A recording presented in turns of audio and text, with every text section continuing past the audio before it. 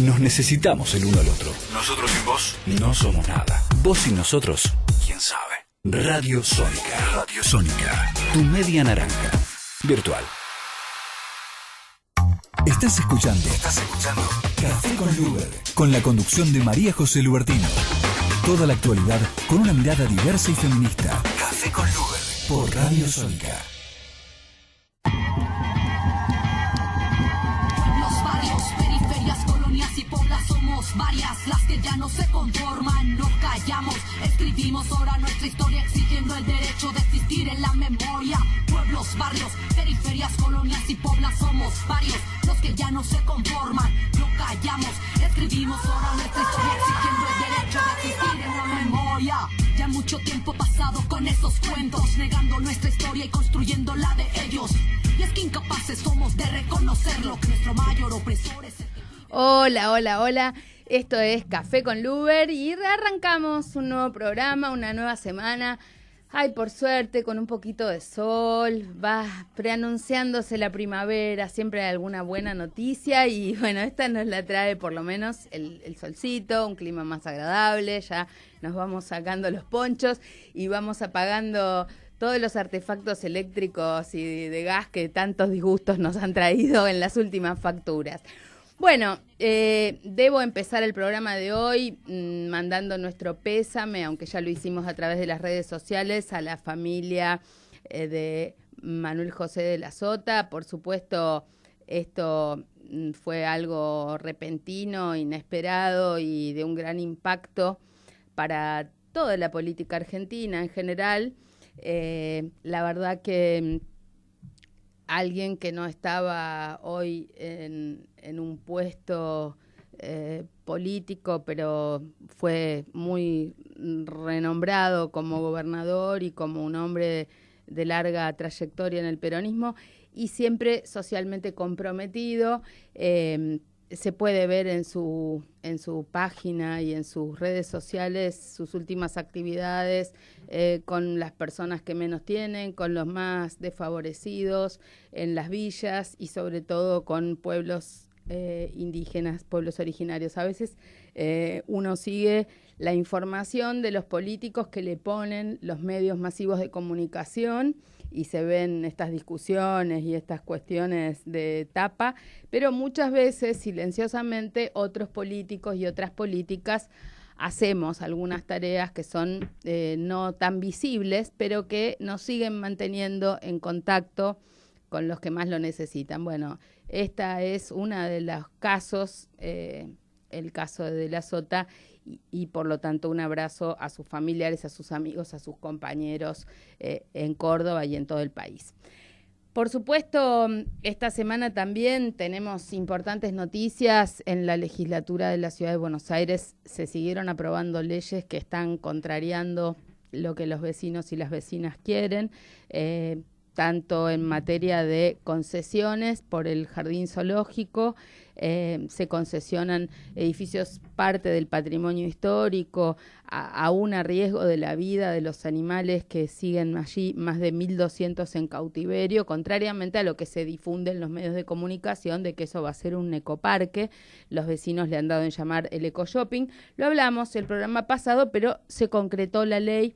Y también se concretó la ley de la venta del exmercado de Orrego, otro negocio inmobiliario con tierras públicas, con el pretexto o excusa de que van a hacer la Plaza Clemente en otro predio que, si se mira, lo he subido a las redes sociales, el tamaño de lo que es la Plaza Clemente, lo que hace falta para poner unos árboles y cortar el césped, comparado con lo que sale el metro cuadrado en un momento en que el dólar está a 40 o más, ya no sabemos a cuánto está el dólar hoy, en el barrio de Colegiales, la verdad que es un disparate porque van a hacer torres en un espacio público que había sido votado como ley para ser un espacio de centro cultural, de audiovisual, más en una ciudad donde 18.000 niños, niñas no tienen vacantes en las escuelas, sobre todo hay una fuerte demanda de educación inicial y también demandas de escuelas secundarias en muchos barrios que no tienen, por ejemplo, en el barrio de Colegiales no hay una escuela secundaria y muchas escuelas secundarias no tienen edificio propio, lo cual es realmente vergonzoso a esta altura de la civilización. Bueno, pero como les prometí, queremos hablar de los derechos de los niños, niñas y adolescentes. Como ustedes saben, hay una convención de los derechos de los niños, se llamaba Convención de los Derechos del Niño, pero ahora hablamos de niños, niñas y adolescentes para hacer visible a las niñas y sobre todo a esta edad tan particular de los adolescentes que es entre los 13 y los 18 años. Muchas cosas cambiaron en la Argentina desde que se ratificó este protocolo, este tratado de niños, niñas y adolescentes que por supuesto se elevó con rango constitucional en 1994. Fundamentalmente hay cambios legislativos, pero lo que sigue costando mucho es que se modifiquen las prácticas discriminatorias para con los niños, niñas y adolescentes. UNICEF, que es el organismo de Naciones Unidas encargado de la infancia y que en Argentina es muy activo, viene señalando particularmente, lo mismo que el Comité de Derechos del Niño de Naciones Unidas, que es el organismo encargado a nivel internacional del seguimiento del tratado, que sobre todo los más discriminados son los niños en la primera infancia, o sea, desde los 0 años hasta el preescolar. Sobre todo, uno de los temas fundamentales es que no acceden a una adecuada alimentación, no acceden a un adecuado cuidado de salud o no acceden a la estimulación temprana, que es tan importante no solo para la detección de enfermedades, sino también para lo que serán sus años posteriores y su desarrollo intelectual, psicosocial, posterior. Por eso tan importante la educación inicial y por eso tan grave la falta de vacantes en las escuelas. Y la otra franja etaria fuertemente golpeada es la de la adolescencia, donde hay situaciones diferentes, sobre todo en el caso de las niñas, sometidas muchas veces a trabajo doméstico intensivo, embarazos adolescentes, violencia sexual, explotación sexual, y los niños, fundamentalmente varones, estigmatizados, muchas veces encarcelados en condiciones inadecuadas y fundamentalmente en una edad en la que está prohibida la privación de la libertad de los niños por infracciones al sistema penal y fundamentalmente también muchos casos de suicidios en la adolescencia, muchos casos de abandono escolar en la adolescencia. Entonces las leyes van en una dirección, pero las prácticas van en otra. En ese sentido, es importante y auspicioso que se haya aprobado una ley nacional de educación que establezca la obligatoriedad de la educación desde el preescolar hasta el secundario. Es importante que se haya votado una ley que esta ley de educación fijó un 6% del PBI como lo que debe ser la inversión educativa, que ahora vamos a ver si se está cumpliendo o no. Es importante que se haya sancionado la ley de educación sexual integral, que se haya sancionado una ley de un programa de procreación responsable y salud sexual y reproductiva. Hay muchas leyes vinculadas a que la legalización y la promoción de los centros de estudiantes, leyes vinculadas a la lactancia materna, leyes vinculadas a la identificación temprana de determinadas enfermedades de los niños o recién nacidos, a la identificación y a la identidad de los recién nacidos, muchas leyes vinculadas, por ejemplo, a la prevención de la violencia, a la prevención de la trata, también tratados internacionales vinculados o leyes que son de otros temas pero que tienen especial consideración de los niños, por ejemplo, la ley de migrantes y los derechos de los niños migrantes, la ley que habla de los refugiados y los derechos de los niños refugiados, etcétera, etcétera, etcétera.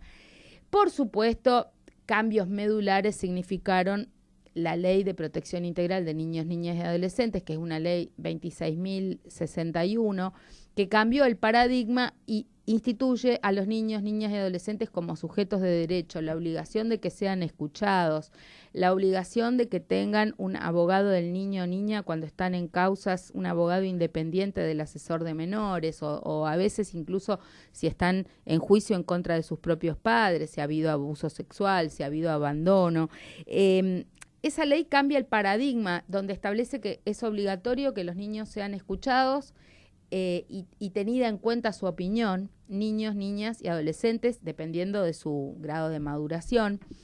Y también otro cambio sustantivo fue el nuevo Código Civil y Comercial, que por ejemplo no habla más estigmatizando a los menores, sino que habla, en todo caso, de cuando son menores de edad. Habla de niños y de adolescentes. Adolescentes se establece esta nueva categoría de 13 a 18 años que tienen se les reconocen muchos derechos para ejercerlos de manera propia, o sea que se reconoce su capacidad gradual, su autonomía y siempre la obligación de los padres, madres, adultos de apoyar a los jóvenes y a los niños, niñas en su autonomía, ¿no? Sin embargo, quedan muchas cosas por cambiar. Una de las principales críticas del Comité de Derechos del Niño de Naciones Unidas sigue siendo, por parte de la Argentina, mantener una ley bastante obsoleta que tiene que ver con la justicia de menores, que sigue siendo una ley del modelo anterior, donde los chicos no tienen derechos, donde preocupa la aplicación de esa ley porque se cometen detenciones de chicos ilegales, donde se tiene mucho tiempo a los chicos detenidos, muchas veces en condiciones no adecuadas o mezclados con los adultos, donde no hay garantías.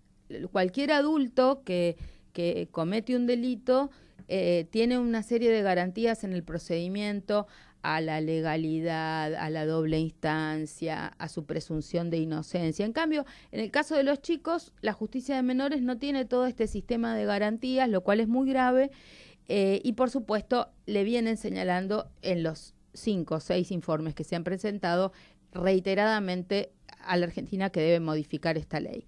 La otra cosa que le indica fuertemente el Comité de Derechos del Niño a la Argentina es las diferencias que hay entre provincias. Hay provincias donde, o sea, la Argentina tiene desigualdades en materia de pobreza, en materia de privación de derechos, sobre todo de mortalidad infantil, mortalidad materna, mortalidad neonatal, que son realmente propias de otros países todavía menos desarrollados. Entonces es muy grave la situación en el NOA y en el NEA. La provincia de Formosa es casi la que tiene los peores récords y estándares en casi todos en estos temas: malnutrición infantil, mortalidad materna, mortalidad neonatal. Bueno, y sobre todo prácticas discriminatorias para las niñas, abuso sexual, violencia sexual, abortos no practicados adecuadamente, abortos legales no practicados. El comité recomienda reiteradas veces que para evitar los embarazos adolescentes haya educación sexual, que se apliquen las leyes, pero fundamentalmente también habla de que no se están realizando los abortos no punibles a las niñas con discapacidad y a las niñas menores que han sido violadas. De todas estas cosas realmente nos estamos encargando fundamentalmente desde las organizaciones no gubernamentales y queda mucho por hacer, y sobre todo en el interior, en muchas provincias, hay un trabajo muy lento pero sostenido de las organizaciones que trabajan en niñez, de las organizaciones de mujeres, y es imprescindible que esto sea de alguna manera llevado adelante también por los gobiernos. Por eso está pendiente la designación del defensor de niños, niñas y adolescentes, un cargo en el que yo soy una de las postulantes. Hay 67 postulantes y pronto vamos a estar dando un examen. Así que estamos muy contentas y contentos de que eso se operativice. El día 28 de septiembre vamos a estar dando este examen para el defensor o defensora de niños, niñas y adolescentes a nivel nacional, que tendrá el desafío, junto con los únicos 5 defensores que hoy existen en distintas provincias. Tiene defensor de niños, niñas, Misiones, Córdoba, La Pampa, Santiago del Estero y Santa Fe. Son las únicas 5 provincias que tienen defensor de niños, niñas y adolescentes. La verdad que deberían designarse defensores en todas las provincias para cumplir un poco con nuestro federalismo y el respeto de los derechos de los niños, niñas y adolescentes. Bueno, vamos a escuchar un poco de música. Queremos escuchar Marilena Walsh. No sé qué tenés preparado, pero nos gustaría hoy, que es un programa dedicado a niños, niñas y adolescentes, El Reino del Revés. Sí, elegiste esa, claro, porque estamos en el Reino del Revés y ya te lo vamos a decir por qué estamos en el Reino del Revés, porque cuando volvemos de esta música vamos a estar hablando con Hernán Lechner sobre las violaciones a los derechos de los niños por el impacto de las políticas económicas. Ya venimos.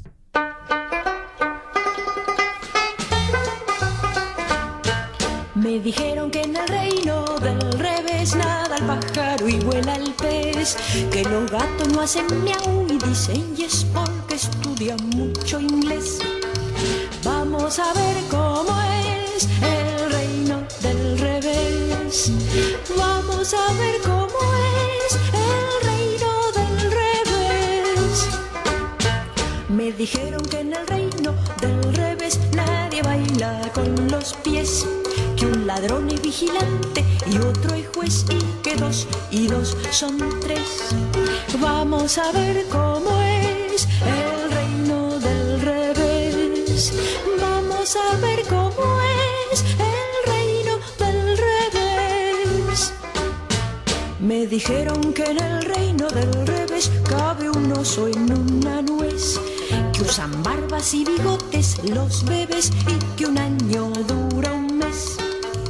Vamos a ver cómo es el reino del revés. Bueno, esta canción que sigue generación tras generación, que fue nuestra canción de infancia, pero sigue siendo mucha, sigue siendo realidad en la vida cotidiana.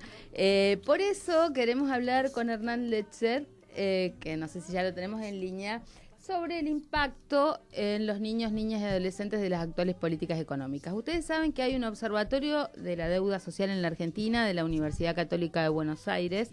Ese observatorio de la deuda social viene llevando adelante informes, investigaciones muy rigurosas, y en materia de niñez sostienen que 6 de cada 10 chicos tienen privaciones de alguno de sus derechos. ¿Esto qué quiere decir?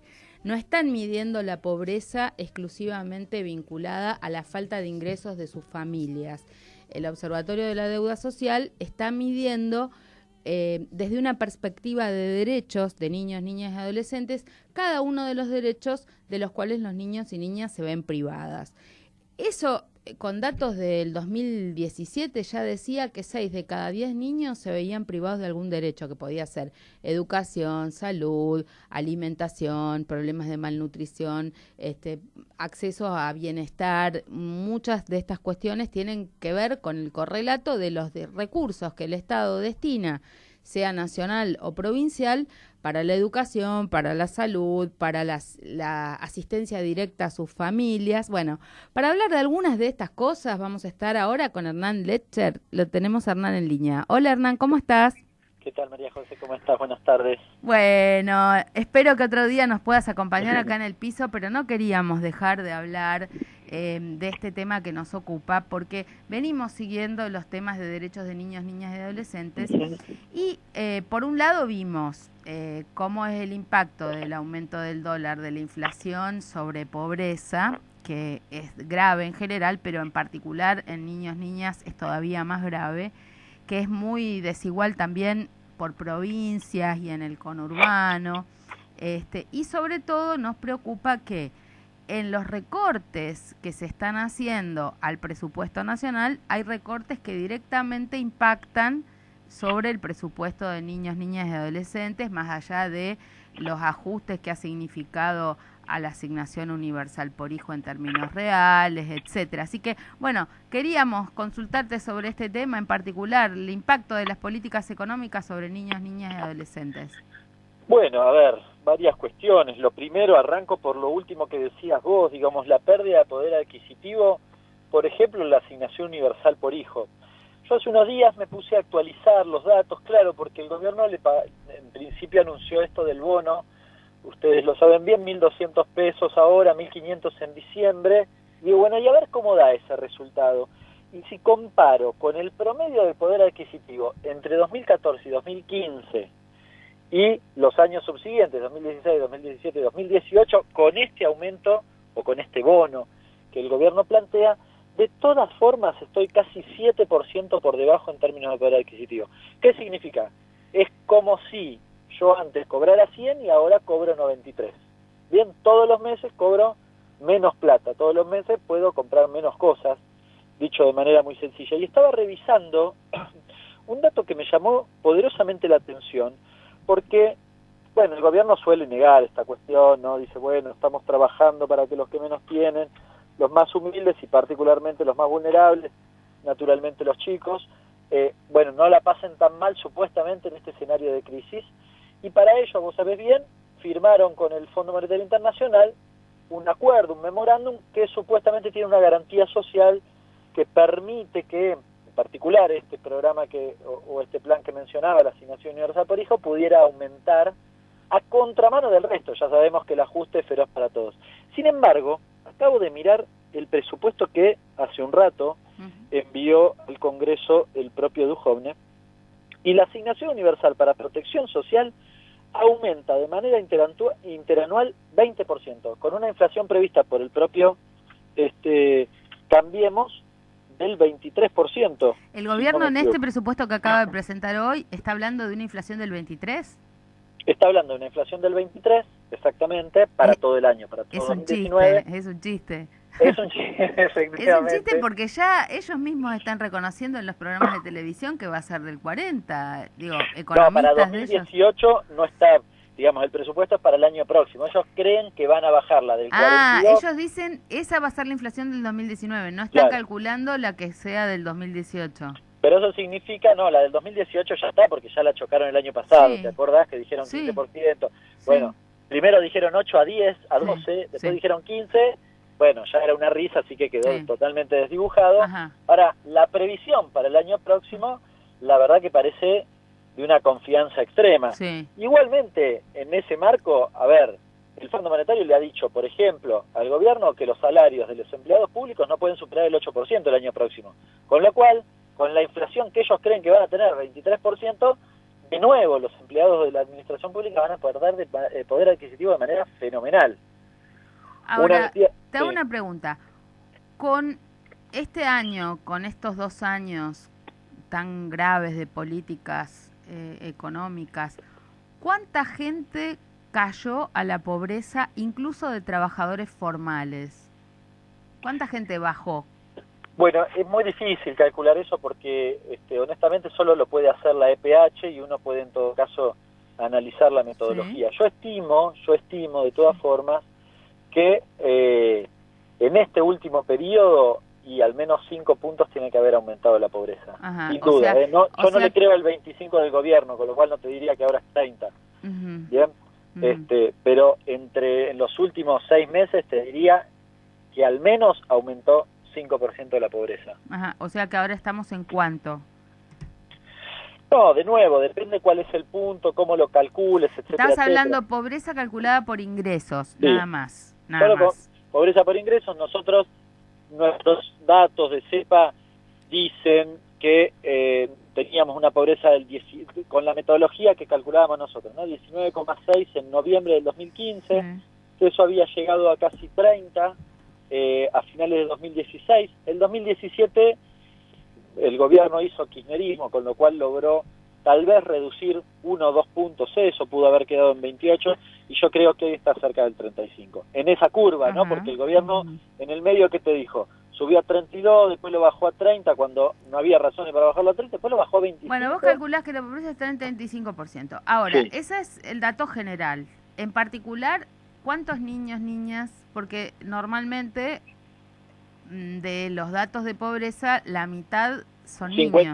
niños. 55 de este 35, digamos.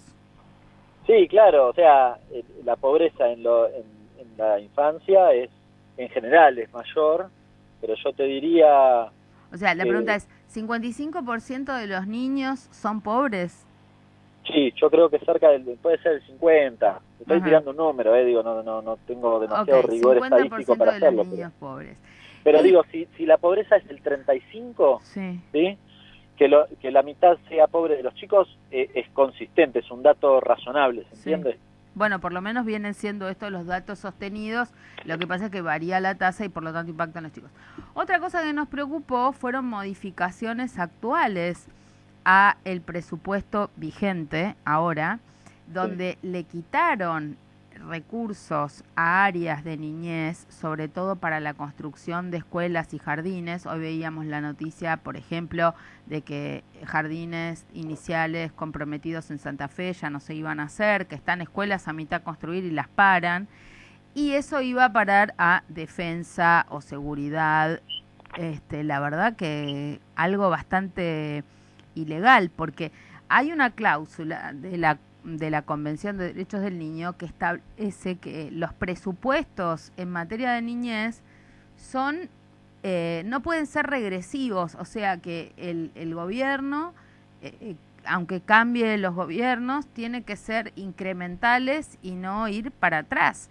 Entonces acá estamos asistiendo a varias trampas. Por un lado, que saquen y recorten un presupuesto que estaba asignado y con la necesidad pendiente, porque no es que las escuelas se construyeron de otra manera, sino que dejan de hacerlas y eso va a ir en detrimento de las vacantes, va a defensa o a seguridad. Y el otro dato es este que vos das, de que en el presupuesto 2019 calculan un incremento. ¿Estás hablando solo de AUH o el presupuesto en general de niñez? No, exclusivamente la AUH. La AUH va a moverse por debajo de la inflación. Bueno, AUH por debajo de la inflación también claramente es regresivo, porque no nos podemos engañar, ¿no es cierto? No sé, la verdad que es grave. Yo creo que son temas que, digamos, si no son debatidos y revertidos en el Congreso, tendrían que ser motivo, por lo menos, de algún amparo, de una presentación judicial, ¿no? Me parece de gravedad. Definitivamente, en términos macroeconómicos, te agrego otra cosa que vos un poco me la sugerías al inicio. Mira, cuando vos pones plata en la asignación universal, eso va al consumo. ¿Sí? Una persona que cobra 1.570 pesos, si cobra 2.000 va a gastar 2.000, si cobra 1.500 va a gastar 1.500, si cobra 3.000 va a gastar 3.000. Esto es un dato de la realidad. Con lo cual, vos tenés un gran beneficio en ese tipo de políticas, que es que, por decirlo de manera burda, la plata te vuelve, en el sentido de que, como consumen, probablemente una parte importante de ese dinero te vuelva en términos de impuestos, con lo cual te permite reactivar la economía. Hacer el proceso inverso, que es el que está haciendo el gobierno hoy, ese dato que yo te decía, la AUH por debajo de la inflación, hace que la caída del consumo sea más importante. El dibujo del presupuesto, porque es esencialmente un dibujo, a ver, un dato, María José, prevén el tipo de cambio en 40,1, hoy está en 40,2. O sea, nada hace prever que vaya a bajar.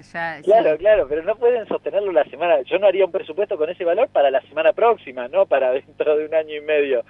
Digamos, es una locura que planteen eso, con lo cual es en general un dibujo. Pero en el marco de ese dibujo algunas cosas quedan o se dejan traslucir justamente en estos aspectos. Vos hablabas además, en paralelo al presupuesto, porque estos son los datos de lo que se prevé para el año próximo, en paralelo está la ejecución. Y vos hablabas justamente de la cuestión de infraestructura edilicia.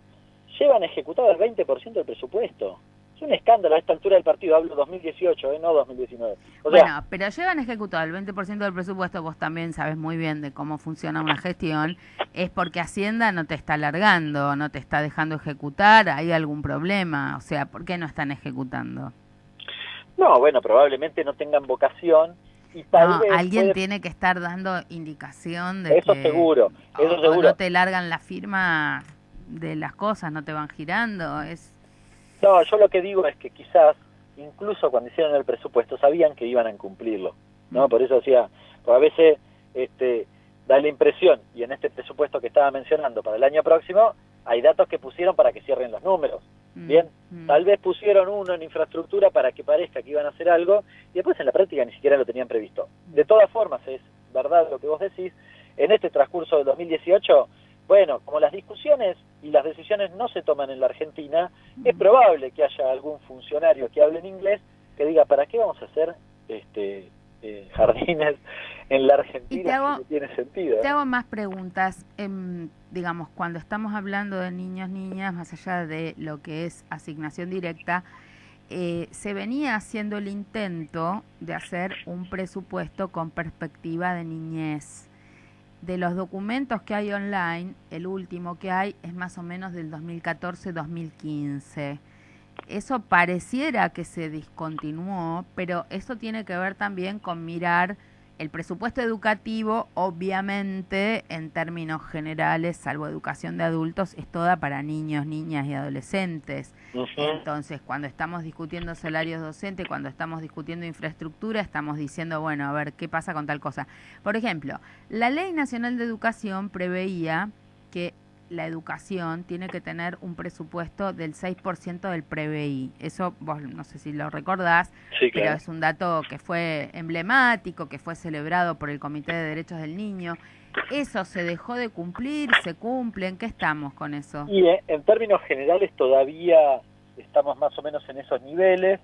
El kirchnerismo había dejado, digamos, o había destinado más del 6%, a la educación, con lo cual parte del recorte todavía no llega a reducir eso.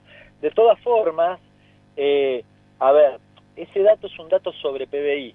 Estamos previendo que el PBI cae, con lo cual, tal vez si dejaste el mismo monto, no necesariamente se recorta. Ahora, eso no significa que te vaya bien. Mira, están previendo un recorte o una caída del PBI. Pero si yo voy específicamente a educación, ¿sí? En las transferencias corrientes a las provincias, sí, se reduce 13,5%, de 35.000 millones de pesos a 30.000 millones en términos absolutos.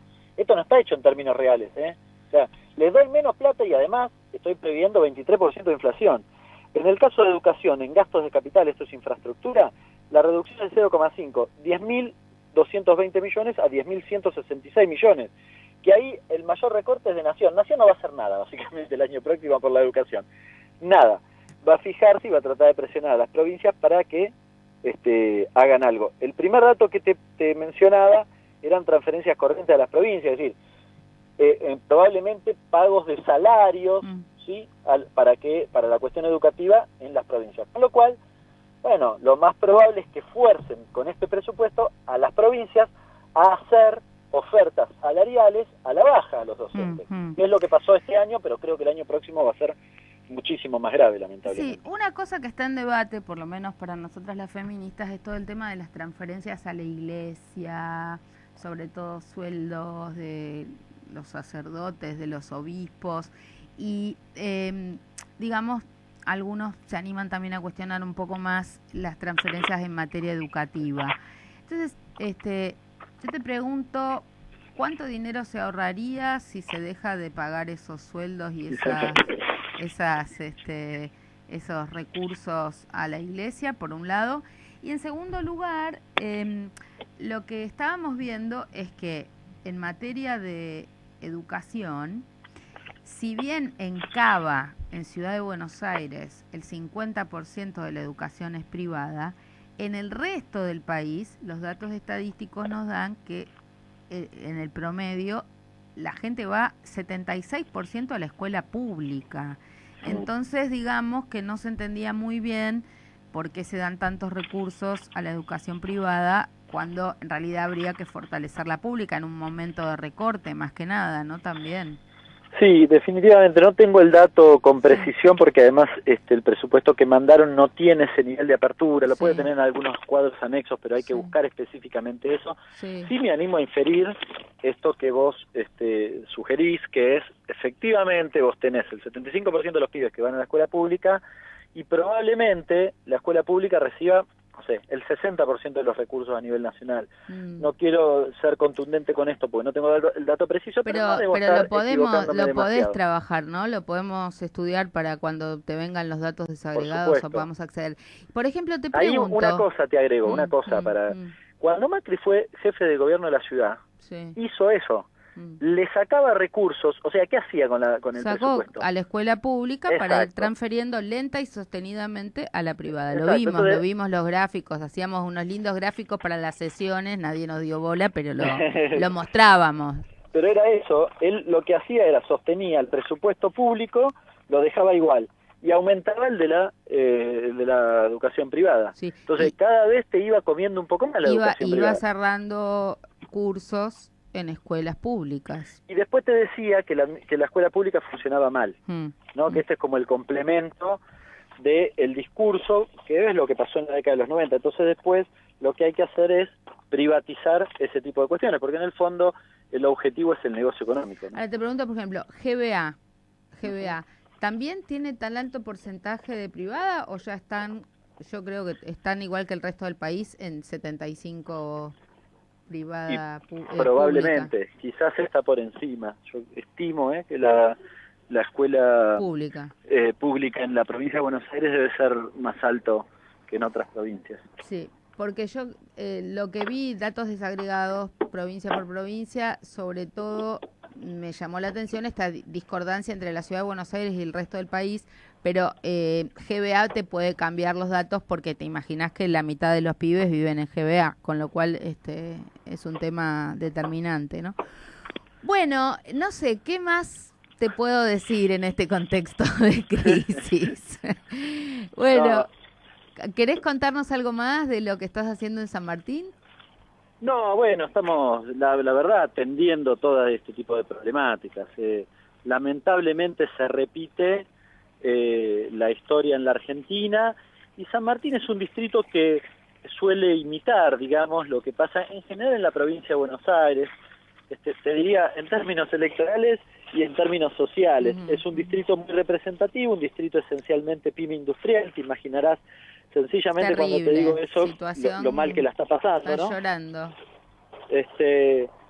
Y bueno, y la debacle que eso significa en términos sociales, porque básicamente el proyecto macrista es un proyecto que apunta, como en la década de los 90, al negocio financiero, y la derivación de eso es el desempleo, básicamente, y es lo que estamos viviendo hoy en la Argentina de manera muy acelerada.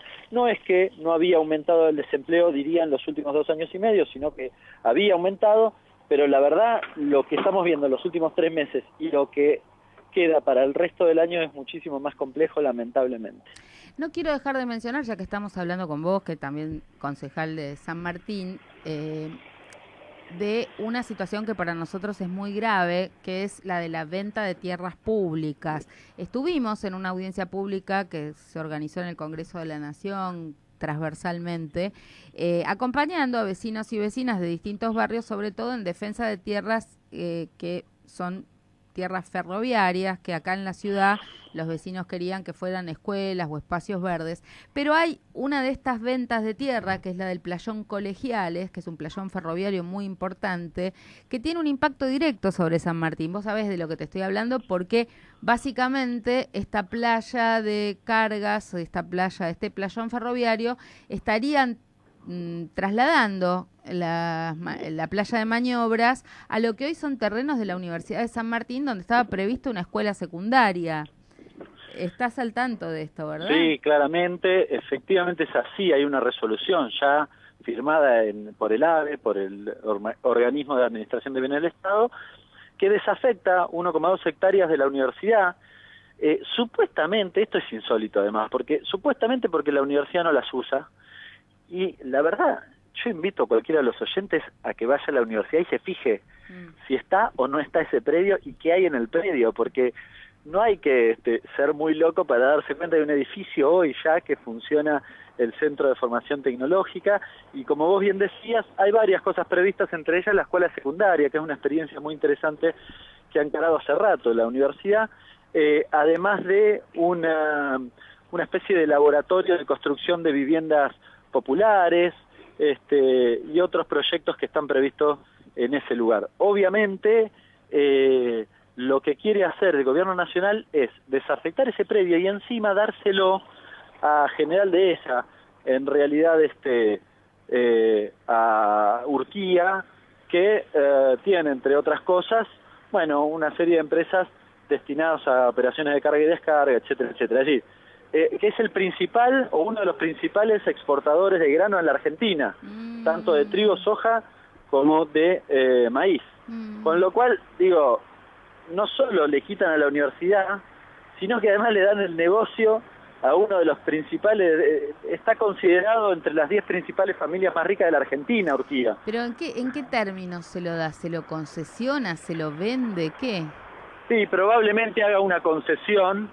De estas a 30 años, a 40 años, que además cementa el predio, lo privatiza de una manera. Pero Exacto. La otra cosa es esta, si la tierra es de la universidad pública, en términos de autonomía universitaria, ¿no necesitan una ley de la nación para sacarle ese pedazo del predio? Y lo que pasa es que estuvo afectado con una resolución del AVE, Sí. y esa resolución... ¿Afectado a qué?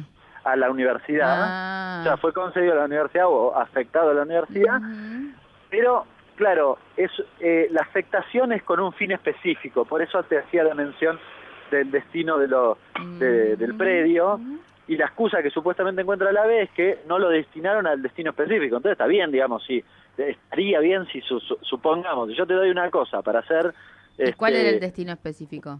No, el educativo. Ah, bueno, y es Por eso educativo. Digo, si efectivamente la universidad no lo estuviera usando, lo tienen en desuso, lo tiene tirado, y no lo necesita, y vos... No sé, ¿hay algún otro destino? Claro, pero mienten. Es lo mismo que acá están declarando que son innecesarios predios que acá hacen falta para educación, para escuelas, para espacio verde y los venden. Exactamente, y el escándalo es aún mayor porque además ese es un predio que era del ferrocarril, con lo cual tiene desechos del ferrocarril que la universidad no los puede tocar porque justamente como no son propiedad suya, lo tienen que sacar de allí el propio AVE.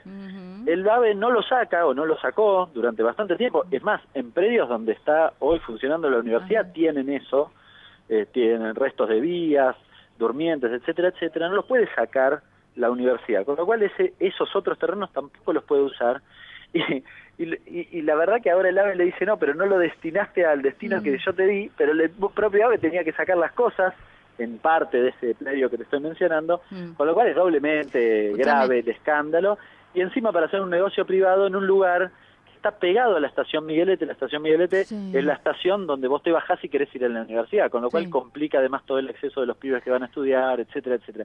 Es un escándalo de horda. Bueno, y esperamos entonces que la universidad presentará un amparo, ¿o ya lo presentaron? Sí, ya lo ha presentado, ya ha judicializado la situación. Bueno. Entiendo que lo último que sabemos es que el AVE de hecho ha suspendido la resolución, pero no ha firmado la anulación de Sí, la por eso desafectación. no, tienen que ponerlo... Aparte, primero, el AVE no podría disponer... Toda esta privatización de tierras se tiene que hacer pasando por el Congreso de la Nación, o sea que es un disparate y estamos en eso. Yo tengo 2 juicios presentados, uno por la venta de Catalinas Norte 2, otro por la Manzana 1Q, que son tierras acá públicas.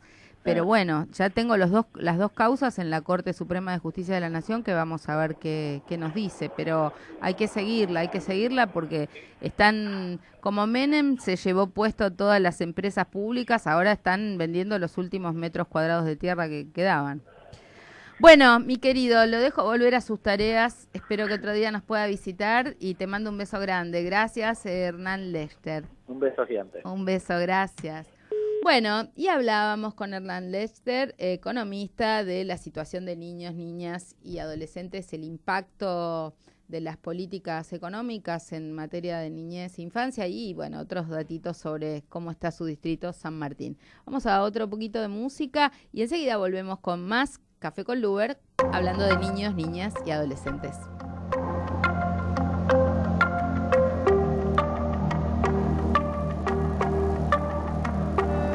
I see the moon, I see the moon. Oh, when you're looking at the sun. Not a fool, not a fool, not a fool. hurting anyone. Oh, but when you're gone, when you're gone, when you're gone, oh, baby, all the lights go out. Thinking of that, maybe I was wrong, I was wrong, I was wrong. Come back to me, baby, we can work this out. Oh, baby, come on, let me get to know you. Just another chance so that I can show that I won't let you down and run. No, I won't let you down and run. 'Cause I could be the one. Bueno, y seguimos en Café con Luber, hoy en un programa especial dedicado a niños, niñas y adolescentes, pero déjame que te diga que a las 6 de la tarde, en la Usina del Arte, se entregan los premios Lola Mora. Los premios Lola Mora son los premios a los programas periodísticos, con una especial perspectiva de género, con visión de género.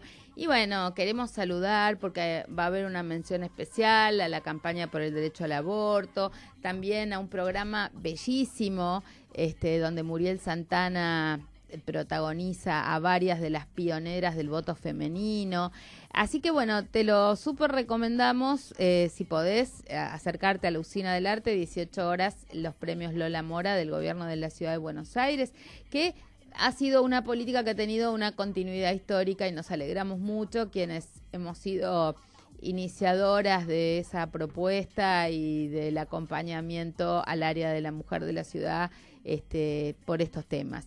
Y también hoy otro premio importante recibe nuestra radio a las 19:30 horas, Radio Sónica, el premio de Argentores. También ahí nos podés acompañar a los que son los responsables, los directores de la radio, Maxi y Emi, y por supuesto estaría Jonathan y Maxi, y sería buenísimo que nos acompañes 19:30 horas el reconocimiento de Argentores a Radio Sónica. Como bueno, en el rubro radio, el reconocimiento es a esta radio, que es una de las radios más importantes de América Latina en materia de radios online. Así que estamos muy orgullosos, felicitamos a todo el equipo técnico, administrativo y a los iniciadores y responsables de la radio. Bueno, te decía que se violan los derechos de niños, niñas y adolescentes. Ya vimos el impacto de las políticas económicas que agrava situaciones que, si bien no son de este gobierno, sino que venían en el tiempo, han tenido picos regresivos en cada una de las crisis económicas. Hubo un pico regresivo de la situación de pobreza de niños en el 97, otro pico grave en el 2002, otro pico fue como en el 2013 y ahora una nueva situación de gravedad. El Observatorio de la Deuda Social de la Universidad Católica Argentina ha hecho un relevamiento muy interesante, sostenido también en el tiempo, sobre la perspectiva de derechos de los niños. Y ahí se puede ver la gravedad de la malnutrición infantil. Es interesante también mirar los datos de UNICEF en estas estadísticas, los datos del propio Ministerio de Salud de la Nación.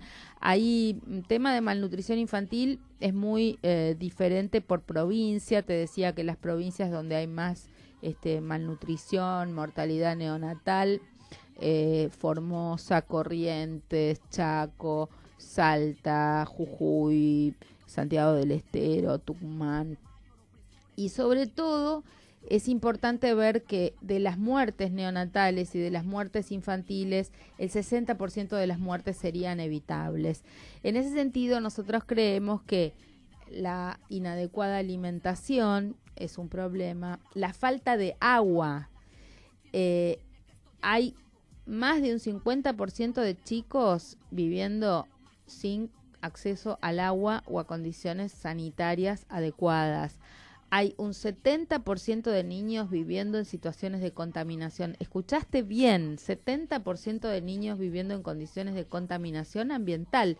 Esto tiene que ver con esa mayoría silenciosa de la cuenca Matanza-Riachuelo, pero también tiene que ver con los niños de la cuenca del Atuel, con los niños en cada uno de los lugares donde hay minería y sobre todo también donde hay agrotóxicos. En este momento hay una batalla campal por el tema de los agrotóxicos que siguen sin registrar los municipios.